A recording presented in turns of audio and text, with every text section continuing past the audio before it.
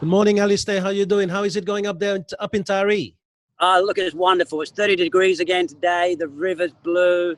It's just heaven along the way. But I've been sitting here for about 5-10 minutes because I mucked up the Zoom meeting with you. So I've been sitting by the clock here and all the names of people who had died and give their lives during the war. And it just made me think that now we're talking about where we are recession-wise and everything else, but we've got great lives to come out of that recession compared to the lives that these guys had and their wives had back in their sort of their 40s and 30s and everything else. When they came back from the war and the recession was on, they came back to nearly nothing. We've still got a world to live in. So we should be happy and we should go forward from there. So depression or recession, big deal. Let's get on with it and make it a better world again. Yes, that's nice. So that clock is right across from your office, isn't it? Yes, it was moved there years ago. I don't know exactly when, but it was in the main street when the highway came through town here in Taree. Right. It was up a little bit further in the Victoria Street, in the middle of the road. Right. And I presume once the road got busy with the highway and widening and everything else, they had to move it. So they moved it to this position here, which they have their cenotaph, the marches to come here and put your stuff down for the wars. So it's a great place and it's well looked after by the RSL and the local council. So I'm sure on the plaques, that's where you have all the names of the sons that Taree lost.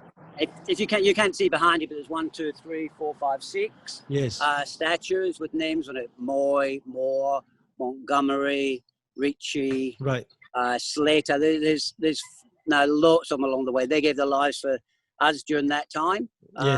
And really, we were supposed to talk about real estate, but we would never be talking about real estate if it wasn't for them era, would we really? No, we wouldn't. So let's have a look. The month of October, we just heard about the budget 2 days ago. What is it likely to do for Taree? I think it's a good budget for Taree overall. Okay, people are going to talk about they didn't get enough money for this, and that's all you hear people talk about. We didn't get enough money for this or that. But looking at the rental market in Sydney, and the sales market in Sydney at the moment as well, there's a lot more coming onto the market, where Taree is still buoyant in number of people coming to live in Taree. Yes. And if that means there's new people coming from Sydney, they might have money in their pocket from selling their houses dearer and moving cheaper to Taree and money to spend in our local shops. Right. So that's a great thing. We think about people coming from the city, why do we want them? But really they're the people who've got leftover money at the moment. And that money can be spent in our shoe shops, our cafes, and make our town buoyant and bring our businesses back to life again. Right, I see. So the market is going to be buoyant up until Christmas, you reckon, or even past that? I think in Taree, even past that stage, sort of stuff along the way. We got lack of stock in a big way, and that's really here at Port Macquarie, Forster, in the local area.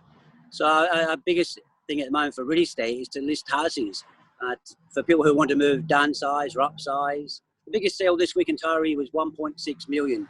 Oh, wow. Tell me if that, it wasn't me, but tell me, going back 10 years ago, 15 years ago when I first met you, you ever thought you would see a sale that price of a house in Taree? No, it has to be a penthouse or something on the water. Something on the water. So great places to buy. And people can come this last month. Most of our sales have been from outsiders. But as I say, they're coming with money in their pockets, and that's what we want. Rather than people moving here with no money and retiring, then there's no money getting spent in the shop. So we need that to happen. Any new buildings? Because with the budget, brand new houses probably getting a bit of a steroid boost now. Any land to develop, any subdivision? Look, I think looking over the last couple of months as well, the land sales in the local area, all bar Harrington, and a little bit of Taree, the land sales have gone up such a lot because the first-time buyers have been buying that and building a house. But now the new stimulus is just for brand new houses. So I think we might see that pick up over the next couple of months as well. Yes. Is there any, subdivision of blocks? There's not a lot in Taree going on. But outside that, yes, at Allbar, Harrington and that, there's a lot of new subdivisions and houses getting built. Right, I see. So anything new in Taree? Any new businesses coming in? Not so much. Our town is made up of a lot of... we've got a great thing to talk about here. I can't remember the name of the company now. That's ridiculous. Okay, we've got a disabled company here that employs lots of disabled people. Yes. And it employs 500 people. Wow. In our local area. And a lot of people move to the area, and I'm really sorry I forgot the name of the company because it's embarrassing, but we'll talk about it anyway. They employ 500 people, people move to Taree with their disabled children who needs to get out to do something during the day and do some work. They do Yes. woodcraft, they do painting, they make beehives, lots and lots of stuff along the way. So that's the biggest employer outside of our hospital and government agencies. Yes. So they do a great job for us in Taree. Government agencies, the hospital's getting bigger, so more doctors coming away from Sydney and that to work up here. So yeah, we're doing very, very well. Well, people will disagree. We'll always have someone that will say the complete opposite. But I think the town's a great rural town and one of the best rural towns you'll ever live in. Yes. I mean, I know that you do work a lot for your sellers, but a lot of people do actually forget that you actually go out there and you're quite proactive for your buyers. When they share with you openly what they're after, you actually go out there until you find the property for them, aren't you?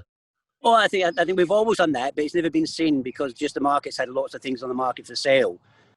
Well, since I've lost you there, Alistair, but I think it was a great update for the month of October, and we talk next time.